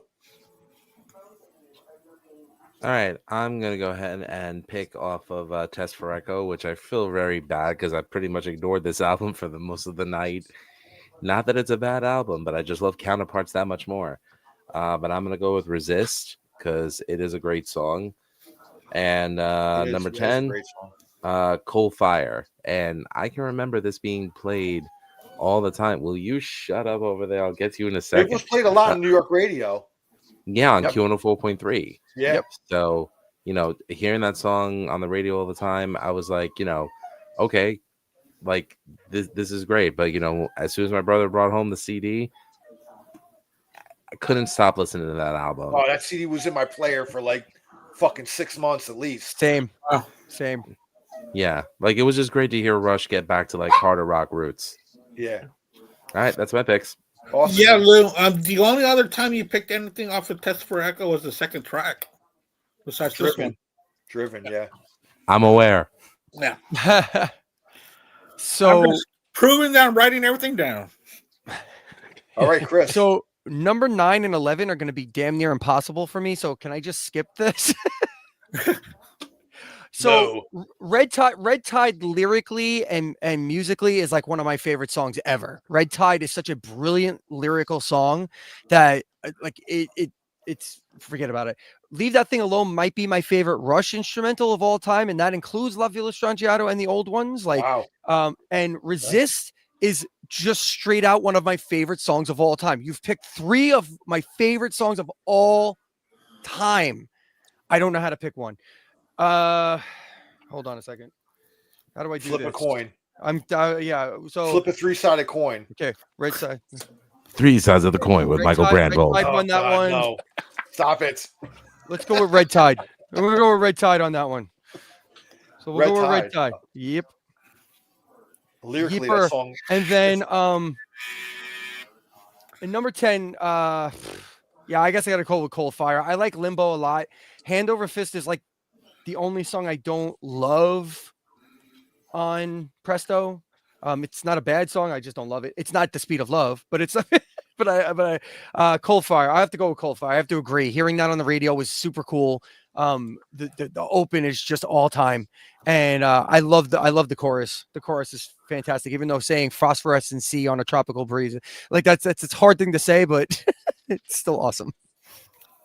Yeah. Which is why my band never tried it live. A phosphorescent wave on a tropical breeze. Is that what it is? Or tropical sea? Something like that. Tropical sea. Sea, I think. Tropical Yeah, that's what it sea, is.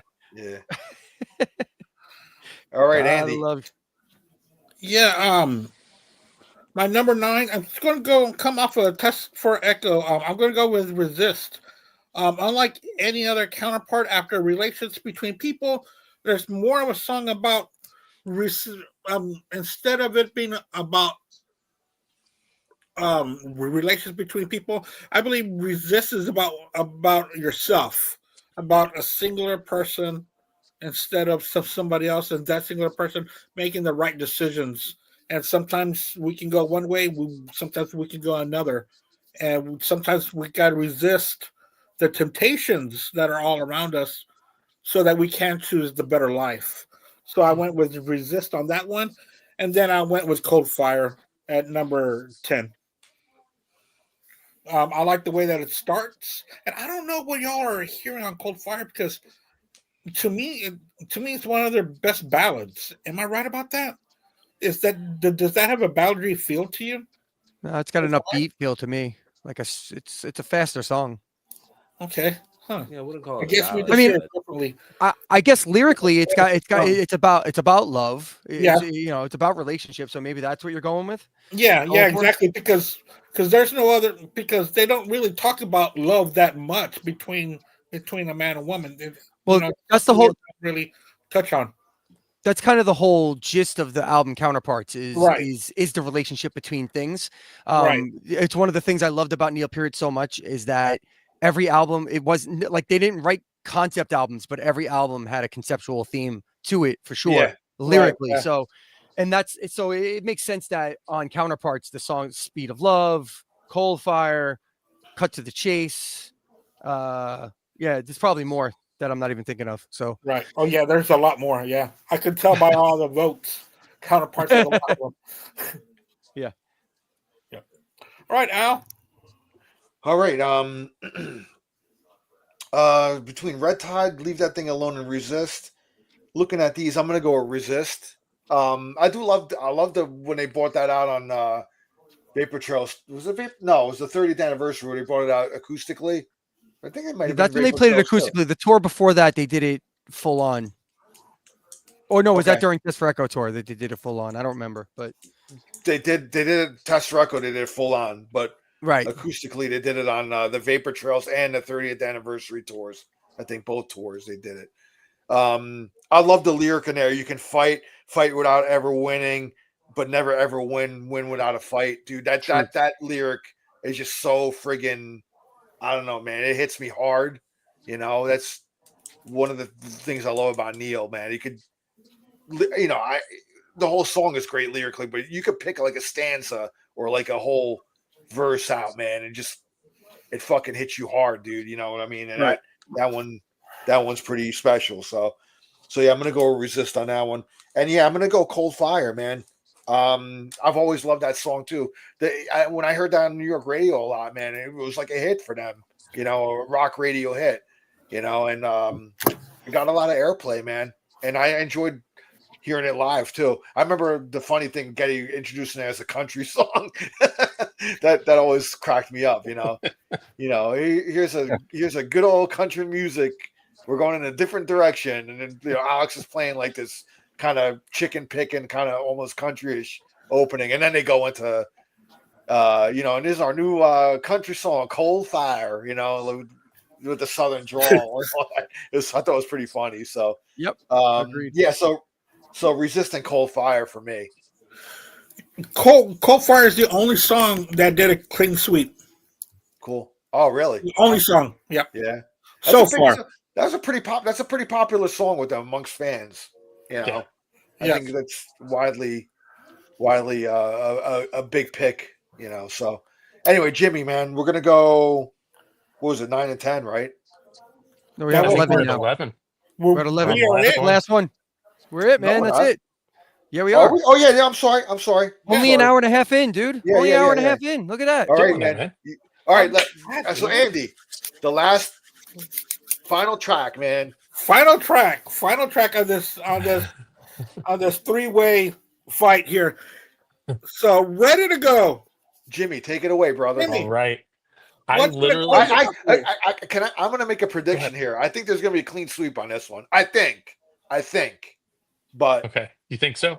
I If think. I'm on the show, it won't be. I don't know, man. I don't know because I I can't literally decide already. changed So my. Go ahead. Go ahead, Jim. Sorry. No, I literally changed my vote right before we started Okay. because I was listening through. I did a whole playlist where I did all 3 songs in a row, and I've been playing that for the last day or so. And initially, I had "Carve Away the Stone," but I think "Available Light" might be Getty's greatest vocal performance. It's phenomenal, that was on, and I was like, "Good night." I don't know that he's ever done anything better than this. So going with Presto and "Available Light." All right, man. Mr. Mavs. Gonna go with my go-to Counterparts. I'm gonna go with Everyday Glory. You son of a bitch. I'm just kidding. But for the purpose of the show, I'll do Carve Away the Stone. No, just kidding. I'm joking. Oh, so is Everyday Glory? That's a great fucking song too, man. I love it. So. Yeah. The lyrics on that are fucking awesome, man. Yeah. Well, again, remember when Counterparts came out? I was 13, going on 14. So yeah, you're right in that. You're right in that where you're finding yourself. You're finding kind of your way. Like, yeah, I got it's like it was the first time ever that a Rush album felt relevant to where I was at the time. That it was brand new. Yeah. So I think that's the reason why the album just hit me as hard as it did. But I'm not going to deny the greatness. Yeah, when you're becoming like a teenager, like 13, 14, because I remember when I was like that age, I was really starting to absorb music a lot, dude. It wasn't just like kind of you hear a hit song on the radio, but you start really like kind of getting albums and things like that. I mean, although it started early for me because of my older brother, but anyway. Yeah, but I would never deny the greatness of Presto or Test for Echo, though. They're both all 3 of these are great albums. Yeah. All right, Everyday Glory. All right, Chris. God, a lot like number 9. It's the same thing here. These 3 songs, and the one thing that Phenomenal I always songs, talk man. about. The one thing I always talk about is nobody closes an album like Rush. Nobody. There's literally only one closer in the entire catalog that I can do without, and that would be whatever. I always forget the name of the song at the end of Vapor Trails. In the Cradle, Out of the Cradle. Out of the Cradle. Yeah, I'm not a fan of that song, but these 3 all have different reasons for fitting in my lexicon of favorite songs of all time. I guess I'm just gonna have to go with the flow and say Everyday Glory, because the emotions behind that song, and again, Jimmy talked about Available Light being a Getty's a great vocal performance, and I agree with that 1,000,000%. But like the Everyday Glory, again, the melody lines were just so perfect and spot on for me, and just stick with me. Carve Away the Stones.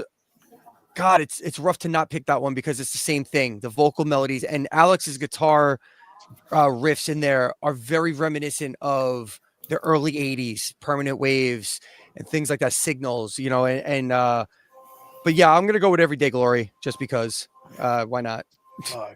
Yeah, I think there's no wrong answers on this one. Really. There's definitely not for me. All right, Andy. Yeah, for me, I kind of did the last track differently. I really didn't go track against track against track. I kind of went with what's a better closer to these albums. I guess it is still track by track by track. But you know what I mean? Because we're all album lovers here. And we all pay attention to the opener, what opens side 2, and what closes the whole thing. So for my take, Carve Away the Stone off of Test for Echoes. Wow. I think is the perfect closer for that album. It's such a great song. So Carver Weatherstone. Wow. All right. And even that, from a lyrical standpoint, it's so funny to me. And I just want to say that from a lyrical standpoint, that song just kind of shows how Neil writes his drums too. Everything's got a little bit different. So the chorus is not the same twice. It always changes, and it's only one word. You know what I mean? It's usually just one word, or it's just a slight inflection of a word here and there. It's brilliant. The song's brilliant. Well, my final one, looking at these three, and again, these last three closers they're all great, but I'm going with Jimmy on this one. I'm going with Available Light.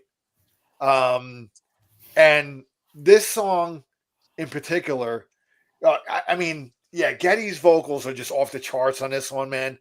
The perfect, he hits the highs like he did like in the 70s, but with a smoother quality. Yeah. Like, just it's a more kind of contemporary Geddy, but like, dude, I mean, he's singing phenomenal. He had that reckless abandon in the 70s where like, he was screeching and just hitting these unbelievable heights vocally, but it was just like reckless abandon, where this one's a more mature Geddy. It's kind of, he has control of his voice but he can still had that range, man. I mean, and he's Available Light, caught in available, dude, he just, holy shit.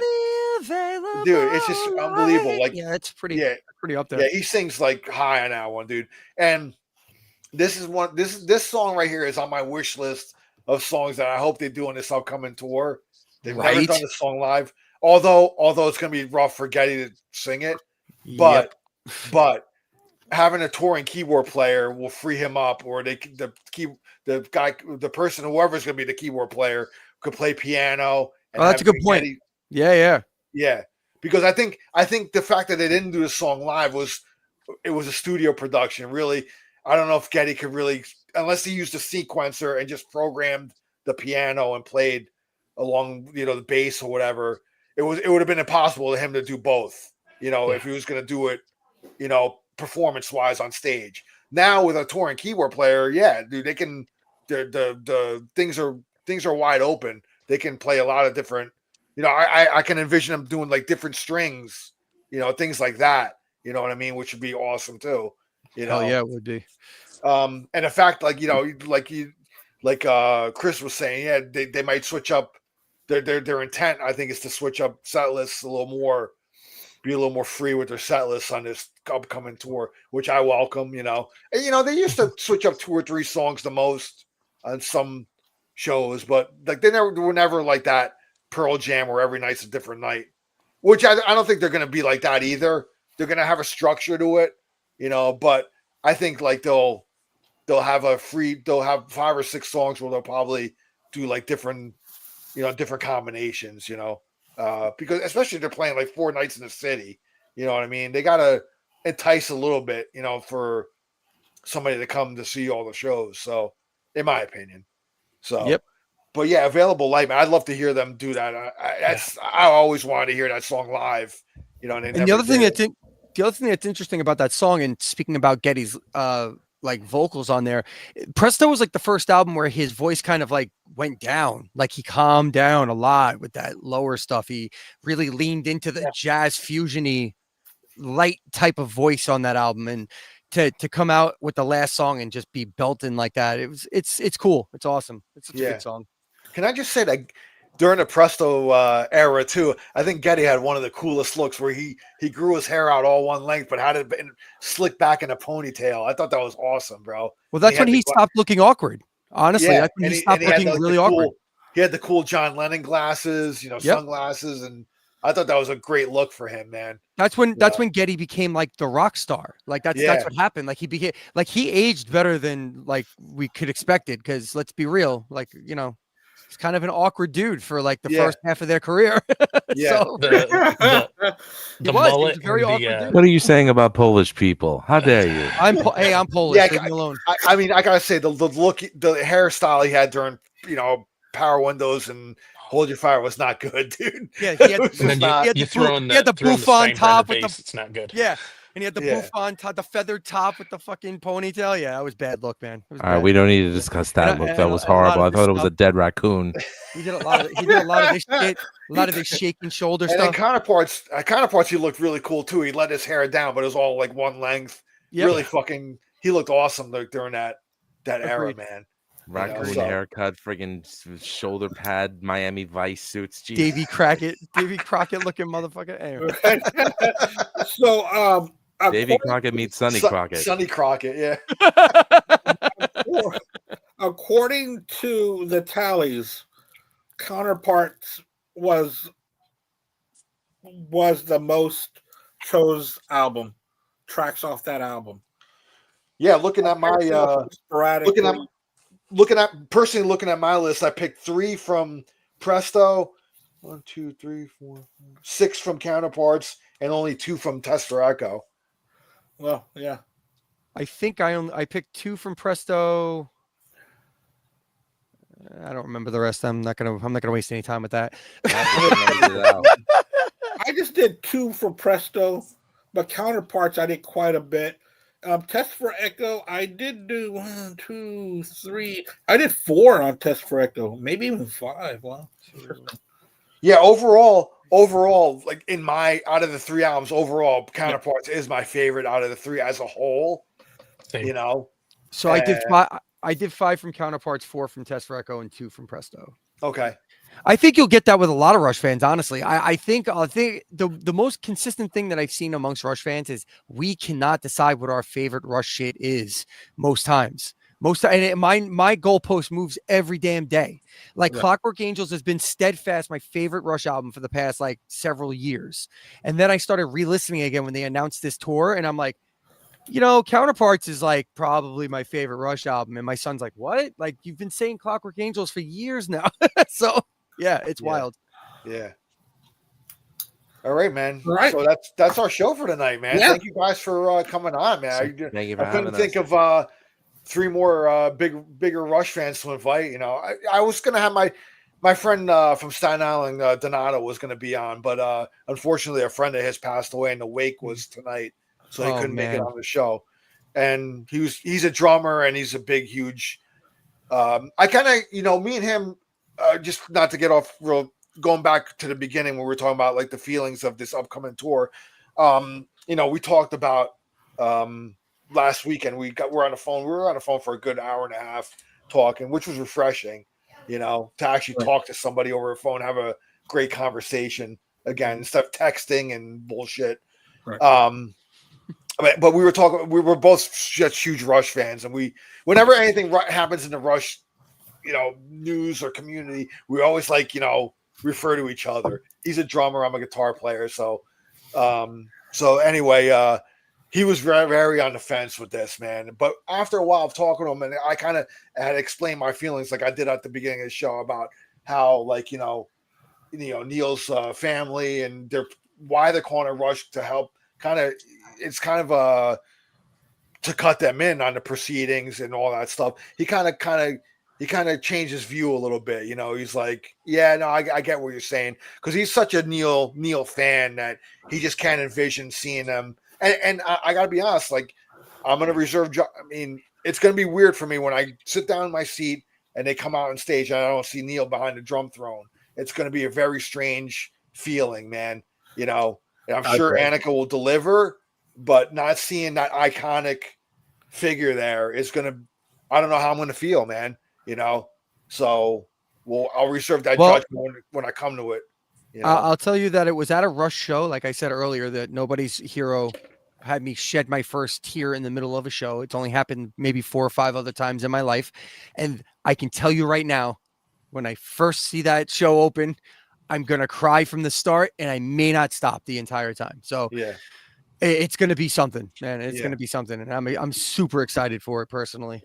Yeah. That's how I feel when I go to the Iron Maiden concert, because finally I'll be able to listen to Maiden live with a drummer that could keep tempo. Oh, man. God damn. We're just going to shit on Nico like that, huh?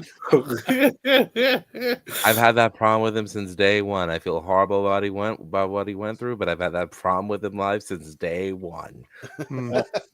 Well, I'm going to see Maiden next year too. So, yeah. Jersey? Philly. Ow. I don't know. Jersey. My son's buying it. My son's buying the tickets. I don't know. It's my birthday's that month in September. So whenever the September show is. Well, I saw him in Portugal already this past year. So you guys, the stage show's incredible. There's an effect. I don't know if you've seen. They've been stopping videos. I don't know if you can see anything on YouTube because I think they've been blocking any sort of like video from the current tour. I've still been seeing some, and it sounds and looks great. I mean, Yeah. Simon Dawson is a good fit for them. Yeah. I just can't believe, okay, yeah, I know he's Steve's drummer in British Lion, but do you guys know that he was the replacement drummer in the outfield? Really? Oh, Yeah. No shit. I love when that didn't know happens. that. I love when that happens. Maybe And I was just Maiden like, should cover, Your Love. I can't believe the thing. I don't want to do your Bruce Dickinson. Bruce Dickinson's gonna be like, Josie's on a vacation. But if you're a Mighty Ducks fan, you want to hear them play "Winning It All," though, because that's the song he played on. Mighty Ducks. Yeah. Could you hear Bruce Dickinson? I don't want to lose your love Tonight. I don't wanna. What have I Anyway, started? man. Andy, what do we got coming up on the show next week? Any ideas? Next week we got a fun show. It's going to be called What's on Aisle A, which means that our guest is going to pick either albums, CDs, or cassettes from their collection. That's the band or artist have to start with the letter A, and they can share whatever they want. It can either be a classic album or an album that's special to you, or an album or a band we've never heard of. But you're doing a show and tell on this show? We're doing show and tell on Black Spinner Circle, bitch. Oh yeah, we try to do show and tell as much as we can. Believe it or not, man. That's awesome. So that's what we're doing next week. Is What's on Aisle A. All right, cool. All right, and again, Jimmy, Lou, and Chris, thank you guys so much for coming on. Kept it under 2 hours, bitch. Yeah, Love you we guys. got it Thank under you for having me. Chris, it's always great being here, guys. Nah, man, I'm glad you you hadn't been on in a long time, man. Yeah. I'm glad you were able to come on, brother. Yeah, life's been a challenge, man. But you know what? I'm on hiatus. I'm coming back full bore. Redbeard videos, all kinds of new stuff in January. Got a sports channel. Going to be doing live streams. It's going to be wild. So. And Chris, whenever you're ready to discuss Ace Frehley, let me know. We're gonna do it. We're gonna do an Ace Frehley tribute right in January. We're gonna do that. We got the Rush tribute show probably sometime in March, I think. Yeah. Right. So we got all kinds of stuff planned for next year already. So you I'll be in know- touch you with all y'all. You know where to find me. Happy holidays if I don't talk to you beforehand. All right, guys. Bye, guys. We will see y'all next week here on Black Spinner. Wait, hold on. Before we go, Lou, you got anything going on with the rat salad or anything? We actually got Ken from Absalon on the show tomorrow night, and cool. For anyone who doesn't know, Wayne is the drummer for Absalon. Yeah. And our singer Alex is the guitarist and producer for Absalon. And I think they actually got Mark from my band to play Absalon.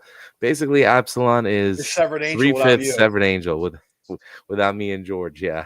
Yeah. But looking forward to talking with Ken tomorrow. Actually, Ken does perform on the next Severed Angel album. He does acoustic guitar on it, and we got this Into the Void cover single out. And I listened to him, man. Great version, bro. Thank you very much. Yeah. And the next thing that we have dropping before the next album is actually going to be a cover of Alice Cooper's Clones from his Blackout period. Yeah. Because that's going to tie into the next album, The Cause of Creation, which is a concept album.